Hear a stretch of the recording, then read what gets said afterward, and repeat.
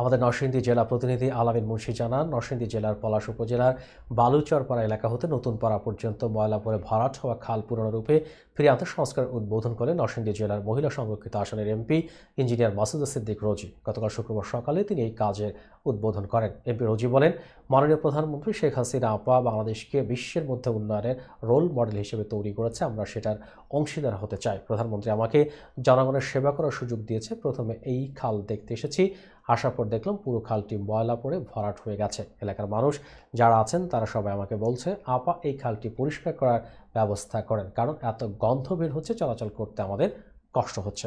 মাননীয় প্রধানমন্ত্রী শেখ হাসিনা আপা আমাকে কাজের জন্য যে বরাদ্দ দিয়েছে, আমি সেই কাজগুলো সঠিকভাবে করব। আমার বক্তব্য হচ্ছে, মাননীয় প্রধানমন্ত্রী দেশকে একটা উন্নয়নের রোল মডেল হিসেবে তৈরি করতে চাচ্ছেন এবং করছেন।